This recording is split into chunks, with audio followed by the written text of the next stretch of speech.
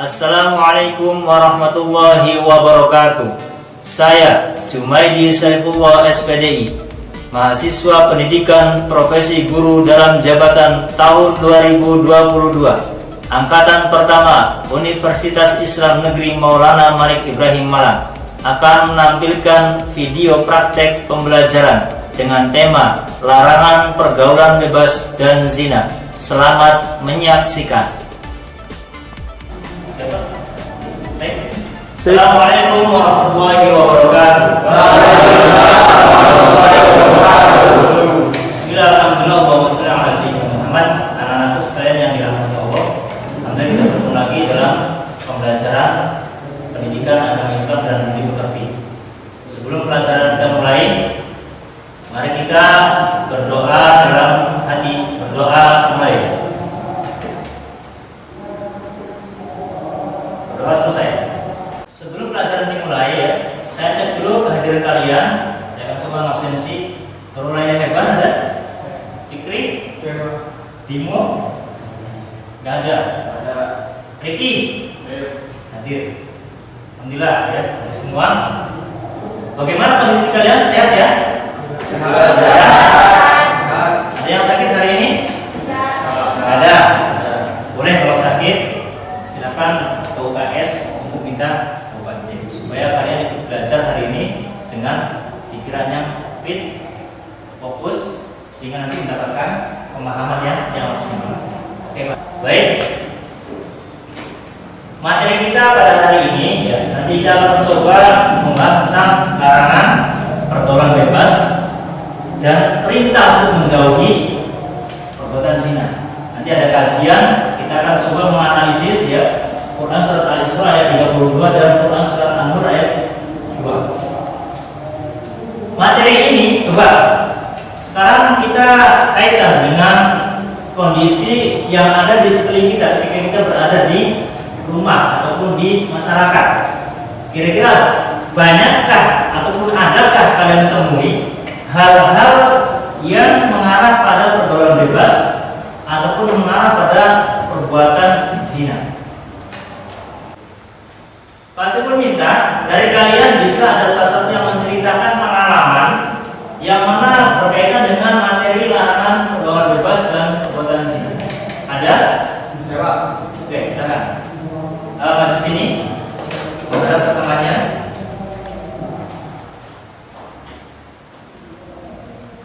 Gimana pengalaman yang pernah ditemukan di masyarakat? Jadi di lingkungan rumah saya banyak pemuda yang bahkan semalaman bermain game tanpa kenal waktu, Pak. Ada sekelompok pemuda malam-malam main game tanpa kenal waktu. Baik, terima kasih ya. Anak-anak sekalian,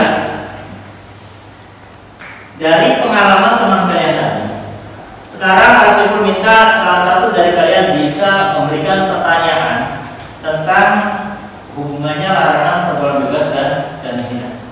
Ada? Hebat, silakan. Berarti di situ nggak apa-apa. Tentang apa pertanyaannya? Contoh dari perbuatan zina. Contoh dari perbuatan zina. Baik, terima kasih. Kalian saat ini tentu pemahamannya ketika ada pertanyaan contoh dari perbuatan zina. Zina ini luas. Contoh misalnya, zina itu bukan hanya pada perkara hal-hal biologis, akan tetapi setiap panca indera kita ini bisa berpotensi melakukan perzinahan. Mata memandang lawan jenis dibarengi dengan hawa nafsu misalnya. Pandangan itu nanti maknanya zina pandangan.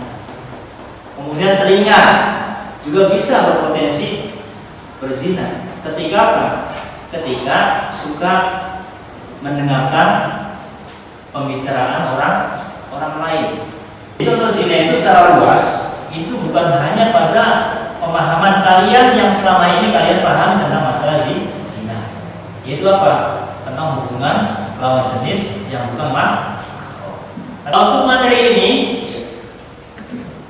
apa manfaat kalian mempelajari materi ini? Jika kalian nanti paham benar tentang materi larangan pergaulan bebas dan zina, Ini paling tidak kalian nanti bisa membedakan atau bisa memiliki kehati-hatian dalam bertingkah laku, dalam memandang, dalam mendengarkan, dalam berucap, apalagi dalam bergaul dengan lawan jenis. Jadi punya batasan-batasan sendiri, tidak ikut orang, tidak ikut orang, ya, tapi kita punya prinsip dalam bergaul. Yang mana prinsip tadi ini bisa menyelamatkan kalian dari hal-hal yang tidak baik secara syar'i. Gimana? Paham ya?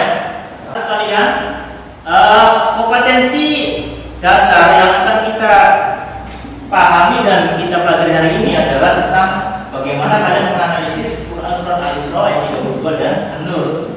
Nanti ada hadis tentang larangan pergaulan bebas dan pergaulan zina. Bagaimana nanti kalian memahami manfaat dan hikmah larangan pergaulan bebas dan perzinahan. Kemudian selanjutnya akan ada pembelajaran dengan baik dan lancar. Ini kompetensi dasar pada pembelajaran kita hari ini. Adapun tujuan dari pembelajaran kita adalah pertama, ya, kita akan menganalisis serta hadis tentang larangan pergaulan bebas dan perbuatan zina. Adapun karakter, ya, yang akan kita kembangkan dalam pembelajaran ini setelah kita belajar ini, paham ini, paling tidak karakter yang muncul di dalam diri kita pertama religius. Segala sesuatu takarannya kalau agama nggak membolehkan tidak dilakukan. Religius itu segala sesuatu tindakan, wah ini bertentangan dengan syariat, nggak saya lakukan meskipun hati ingin melakukan. Ini namanya religius. Ya, jujur, toleransi dalam tanda kutip, toleransi yang tidak bertentangan dengan syariat agama. Fokus ya. SMK bisa. SMK hebat. Amati gambar yang saya tampilkan. Coba diamati, kira-kira ini dari berbagai macam gambar, ya. Adakah yang tidak bertentangan dengan syariat agama? Nah ini Mas, coba kalian lihat aja, kalian amati ya gambar ini. Bisa kan menyimpulkan sendiri? Saya mencoba. Ini juga. Nah, ini hal-hal yang sangat bertentangan dengan agama. Mau ini? Ya. Terus selanjutnya ada 4 gambar dengan model pakaian yang berbeda. Pakaian seperti ini. Kira-kira menurut kalian bagaimana? Silakan simpulkan sendiri ya. Pak Syekh tidak akan menceritakan karena kalian sudah dewasa semua. Bisa kalian simpulkan sendiri di otak dan hati kalian akan bisa menjawab. Ini pakaian seperti ini boleh nggak? Pakaian seperti ini boleh nggak? Pakaian seperti ini boleh nggak? Seperti ini boleh nggak? Baik. Sekarang coba kita renungkan dan pahami. Bismillahirrahmanirrahim. Wala taqrabuz zina innahu kana fahisatan wa sa'a sabila. Dan janganlah kamu mendekati zina. Zina itu sungguh suatu perbuatan keji dan suatu jalan yang mulia. Renungkan dan pahami ayat ini. Ini Quran surat Al-Isra ayat 32. Wala taqrabuz zina innahu kana fahisatan wa sa'a sabila. Ini dalilnya Al-Quran, berarti sudah jelas larangan itu tidak ada toleransi dalam masalah pergaulan bebas dan perbuatan zina, adalah dilarang dalam agama. Kemudian isi kandungan dari Quran surat Al-Isra tadi, pertama larangan mendekati zina. Mendekati saja dilarang, apalagi melakukan. Paham ya? Kemudian merupakan perbuatan keji, kotor, dan suatu jalan yang buruk. Keji itu beda dengan makanan jijik. Wah, keji bukan. Pahami. Antara keji ini cirinya perbuatan keji ini. Perbuatan yang didasari dengan hawa nafsu, itu keji. Ada perbuatan dilarang agama tapi tidak didasari hawa nafsu, munkar. Maksudnya hawa nafsu biologis. Jadi bedakan antara keji dan munkar. Keji itu perbuatan ya yang didasari dengan hawa nafsu. Contoh, kalian berjalan mandang cewek, pandangannya umum. Di dalam keluar nafsu syahwatnya. Ini namanya keji. Paham ya? Kamu berjalan, ada temanmu lagi duduk, kamu siram. Ini aniaya, munkar. Bisa membedakan? Saya. Wa may ya'mal misqala dzarratin khairan yarah, wa may ya'mal misqala dzarratin syarran yarah. Sekecil kebaikan yang dilakukan pasti akan ada balasannya. Allah catat. Sekecil kemaksiatan yang kita lakukan pasti juga ada balasannya. Allah catat. Coba kalau sejenak kita terangkan. Coba dibaca. Dan lagi saya. Ini renungan ya. Dari pandangan ya musibah ini manusia. Pandangan itu akan mereka lintasan dalam benak. Dia benarnya akhirnya berpikir. Dari pikiran mereka sahabat dan dari sahabat itu pula keinginan. Dengan keinginan kami berjalan, karena ini jalan. Karena apa? Ada keinginan. Kemudian keinginan itu menjadi kuat dan berubah menjadi niat yang bulat. Kalau sudah muncul keinginan yang tidak baik, maka niatnya juga tidak akan baik. Niat bulat dilaksanakan dari keinginan yang tidak baik. Akhirnya apa yang tadinya melintas dalam pikiran menjadi kenyataan, dan itu pasti akan terjadi selama tidak ada yang menghalangi. Untuk menghalangi apa? Ya tadi itu kita buatan fondasi pemahaman dalam masalah bidang agama. Itu aja. Jadi apapun silakan, tapi fondasi agamanya harus kuat. Itu adalah bagian daripada tujuan Islam. Kalau agama Islam. Hal-hal yang melarang berzina, ini mas, ya. Dampak negatif ini. Kira-kira apa dampak negatifnya? Wibawa hilang, ya. Terserang penyakit mematikan, HIV/AIDS. Ini kan dari pola pergaulan bebas. Sekarang kita akan bahas tentang masalah batasan aurat di dalam Islam. Aurat itu maknanya sesuatu yang harus ditutup dari bagian anggota tubuh kita. Itu namanya aurat. Tadi sudah saya jelaskan ya. Aurat wanita itu dari mana? Aurat perempuan itu bagian mana? Aurat laki itu bagian mana saja. Bisa sampai lutut. Wanita seluruh badan kecuali wajah dengan batang. Ada orang aurat, tapi kalau pakaiannya melengkung-lengkung membentuk tubuhnya, itu juga bagian dari aurat. Ingat ya, aurat pakaian itu yang saat itu adalah yang membentuk aurat, bukan membungkus aurat.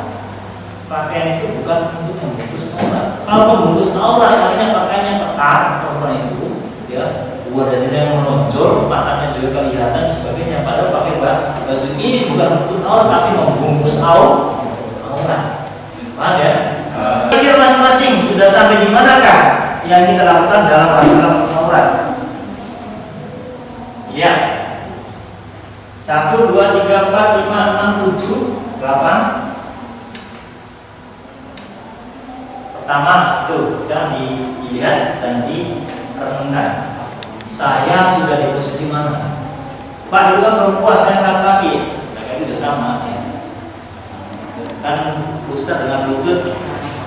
Kalian menganalisis dan membayangkan saya ini kalau berpakaian seperti apa.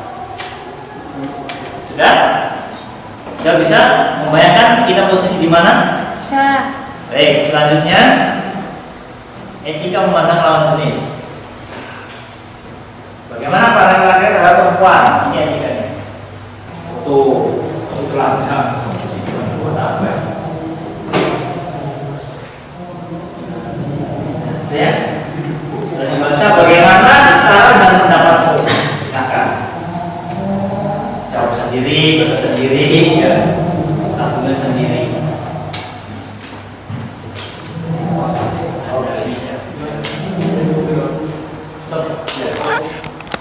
Tiga, oke. Anak sekalian, tadi sudah saya bahas ya materi intisari daripada materi pergaulan bebas dan larangan pergaulan zina. Sekarang dari penjelasan yang saya paparkan tadi, silakan dari kalian untuk bertanya tentang hal yang belum dipahami. Saya bertanya. Gimana pertanyaannya? Bagaimana hukumnya jika saya tahu tempat maksiat tapi saya tidak ikut melakukan? Pertanyaannya? Bagaimana hukumnya jika saya tahu tempat maksiat tapi saya tidak ikut melakukannya? Bagaimana hukumnya menunjukkan tempat maksiat untuk seseorang ya? Karena dia mau bermaksiat tapi yang menunjukkan ini gak ikut, hanya nunjukin saja. Hukumnya bagaimana? Maksiat jariah, dosa jariah seperti ini ya kan? Maksiat itu hanya menunjukkan saja. Meskipun kita tidak berbuat, tapi menjadikan orang tersebut akhirnya jadi berbuat maksiat, maka yang menunjukkan nanti sama mendapatkan dosanya. Paham ya? Baik, selanjutnya Raja, silakan. Bagaimana kalau saya memfasilitasi makanan dan minuman untuk maksiat, tapi saya nggak ikut? Nggak ikut. Bagaimana kita ini memfasilitasi makanan minumannya untuk orang-orang yang bermaksiat? Istilahnya kita hanya jual lah, menjual makan dan minuman, tapi dikonsumsi oleh orang-orang bermaksiat, sehingga dengan adanya penjual tadi berlama-lama mereka di situ bermaksiat. Ada dua pendapat, enggak. Pertama, kalau memang kita ini butuh ya untuk kehidupan sehari-hari, saya kalau enggak menjual makanan di situ, ini enggak dapat, ini terpepet, enggak, sama-sama terpepet. Jual di situ untuk orang maksiat, tapi tempat untuk jualan cuma ada di situ aja. Kayak di kota kan tempat kan dari pabrik-pabrik ya enggak sembarang kita buka jualan kalau bukan tempatnya. Nah ini tempatnya sudah itu aja, tidak ada yang lain. Kalau saya nggak jualan di situ, saya nggak dapatkan makan ataupun uang untuk belanja hari ini seperti makanannya. Nah kalau kondisi darurat kayak gini nggak boleh. Namun kalau ada peluang di tempat lain, ya enggak. Meskipun nggak jualan di situ, kita bisa jualan di tempat lain dan bisa mendapatkan uang. Tapi kita sengaja, di situ aja susah, kurang asik. Sini kan lihat sambil jualan juga sambil melihat misalnya. Tujuannya kan sebenarnya jualan. Tapi kalau ada unsur seperti ini, peluang yang masih ada yang lebih baik, maka kurang baik bisa. Pada zaman sekarang kan hukum di Indonesia kan sudah berbeda. Ya. Jadi saya ingin bertanya kenapa boleh saya mengikuti seperti itu? Artinya dari berbagai macam fashion model yang ada ya, untuk memilih kerudung yang baik itu bagaimana? Ya. Silakan, nggak apa-apa. Model-model wanita kan berdandan, berhias itu kan sunnah ya, supaya dilihat menyenangkan oleh mahramnya atau suaminya. Maka silakan memilih kerudung yang bermacam-macam boleh.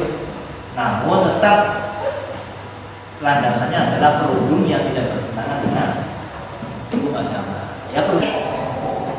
Oh, hebat, silakan. Bagaimana hukumnya menyelamatkan pencuri yang sedang dihakimi masa? Ada pencuri dihakimi masa, kasihan kan, diselamatkan. Bagaimana hukumnya?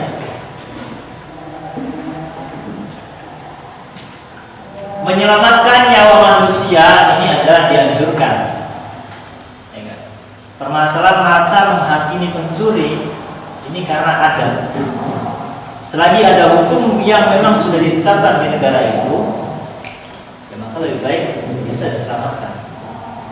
Tapi bukan berarti dilepaskan, diselamatkan, tetap ditangkap dan diproses sesuai hukum dan aturan negara tersebut. Ini untuk semangat terus belajar. SMP SMK bisa. SMP SMK hebat. Oke, terima kasih. Kemudian kegiatan kita selanjutnya, kita akan coba berdiskusi, ya, berdiskusi tentang materi yang baru saja kita bahas. Silakan membantu kelompok.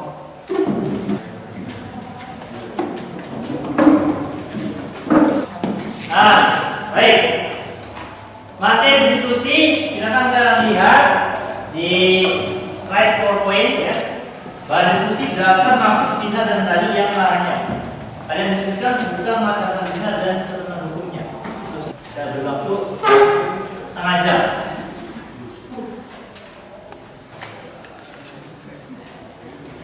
Didiskusikan ya.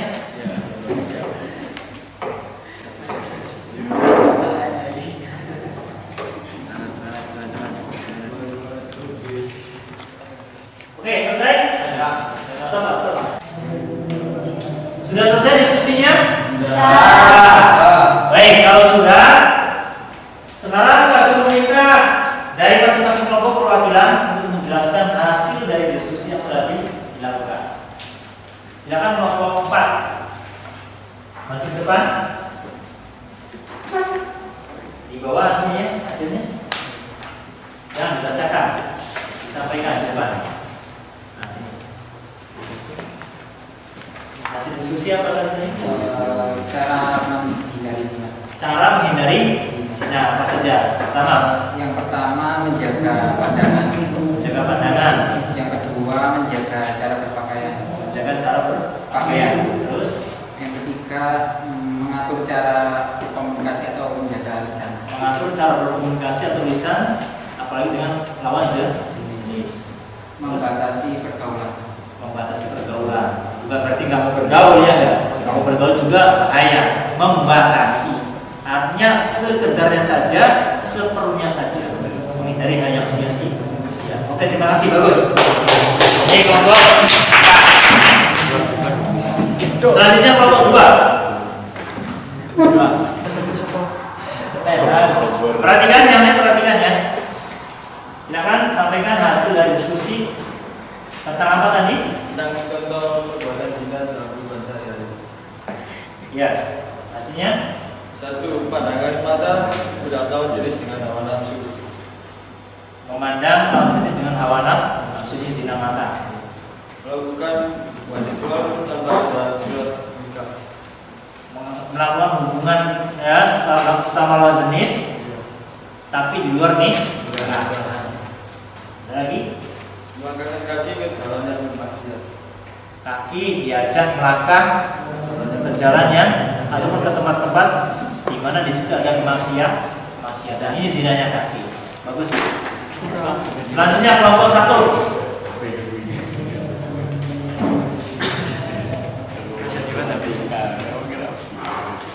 Kelompok 1 dengarkan yang lain, hasilnya gimana? Sebutkan macam-macam zina dan ketentuan hukumnya. Macam-macam zina dan ketentuan hukumnya. Pernah menikah juga janda berzina. Namanya zina apa? Zina muhsan. Zina muhsan. Yang kedua, Zina ghairi muhsan ada. ya, Ghairi muhsan adalah zinanya orang yang belum menikah. belum menikah, belum pernah menikah, maksudnya gitu ya. Ya. Berzina, namanya zina ghairu muhsan. Jadi saja. Baik, terima kasih. Yang belum kelompok berapa? Kelompok 3. Siapa kelompok 3?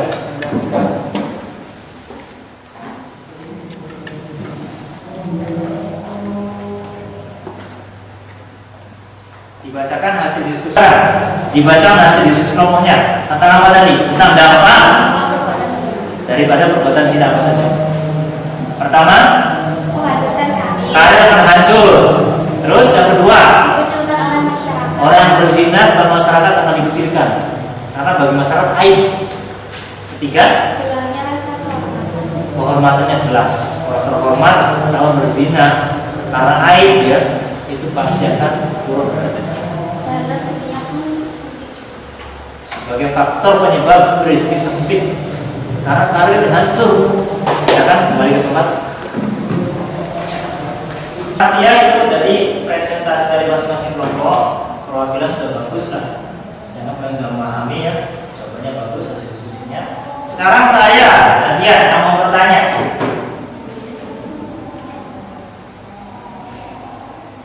Pada Adi, bagaimana cara Adi menjaga pandangan? Tatapan. Jika bertatapan, langsung menghindari pandangan yang tidak manfaat maksudnya. Terus melihat yang bermanfaat saja. pandangan ini fokuskan pada hal yang manfaat saja. Dan sering membaca istighfar Sering membaca istighfar ketika melihat ketika melihat. pandangan yang kurang bermanfaat. Bagus. Kata Adi, cara menjaga pandang itu ya kalau sudah kagum melihat hal-hal yang kurang bermanfaat, misalkan ya orang buka orang ya di sungai, kok kagum lihat langsung dialihkan istighfar. Ini bagus. Oke, pertanyaan kedua. Bagaimana cara menjaga lisan kita agar tidak menjadi penyebab terjerumus ke dalam perbuatan dosa dan zina? Dengan cara berbicara yang bermanfaat saja dan memperbanyak baca Al-Quran. Perbanyak baca Al-Quran. Benar. Orang banyak baca Al-Quran, ini senantiasa lisannya, hatinya itu dijaga. Karena Al-Quran seharusnya manfaatnya adalah sebagai penjaga, bukan hanya dari dunia. Orang banyak baca Al-Quran di kuburan, dalam bahasa juga kan dibaca dengan banyaknya dia membaca Al-Quran. Terus apa lagi tadi? Selain membaca Al-Quran, memperbanyak sifat, kemudian tadi bicara pada hal-hal yang manfaat saja. Artinya menghindari pembicaraan yang sia-sia. Pembicaraan yang sia-sia contohnya apa? Ada yang tahu? Gosip, jelas kan? Ini sia-sia. Ada lagi juga termasuk sia-sia. Apa? Membicarakan sesuatu yang tidak ada manfaatnya. Misalkan yang dibahas adalah kotorannya cicak, padahal tidak ada pembahasan sama sekali ya. Dibahas detail tentang kotorannya cicak, tapi sebenarnya ini yang bahas juga nggak ngerti tentang manfaatnya. Tapi dibahas dengan serius gitu ya, yang mana nggak ada hasil. Ini tugas saya sekarang adalah resume dari materi pergaulan bebas dan panah zina. Silakan diresume.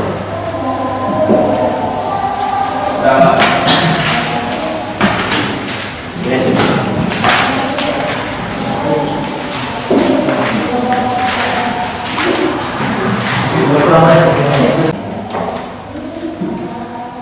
Tugas kalian nanti di rumah ya, kalian identifikasi masalah-masalah yang kalian temukan di lingkungan masyarakat tempat tinggal kalian, dicatat. Misalkan menemukan problematika dicatat. Ya, minggu depan pada pertemuan selanjutnya nanti dikumpulkan dan akan saya periksa untuk kita sama-sama diskusikan tentang kejadian-kejadian yang terjadi tadi. Siap ya? Ya. Baik, kemarin tugas-tugas yang sudah diberikan ya, yang sudah saya tugaskan ke kalian, tolong sekarang yang sudah selesai dibuka, saya nilai dulu.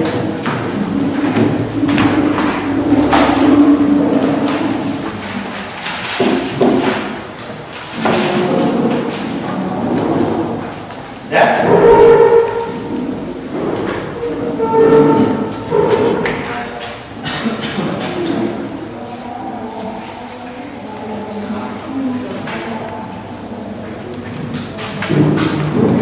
Selesai?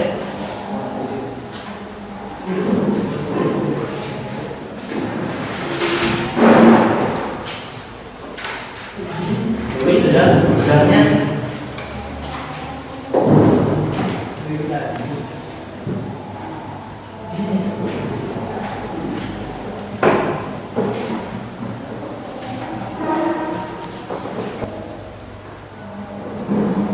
Itu ada beberapa ya yang mungkin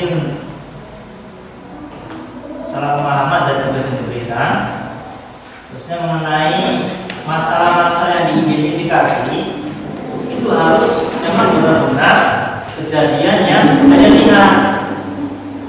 Jangan, alhamdulillah Alhamdulillah ya, materi kita sudah selesai dari pemaparan materi, kemudian tugas-tugas kalian saya cek juga bagus ya. Mudah-mudahan itu bisa bermanfaat dan bisa kalian jadikan acuan untuk belajar pada materi yang selanjutnya. Ya. Oke. Sebelum kita tutup, coba semangat lagi. SMK bisa. SMK hebat. Terima kasih. Sekian dari saya, mohon maaf apabila ada penjelasan yang kurang pas ya. Nanti bisa kita maksimalkan pada pertemuan berikutnya. Sekian, wassalamualaikum warahmatullahi wabarakatuh.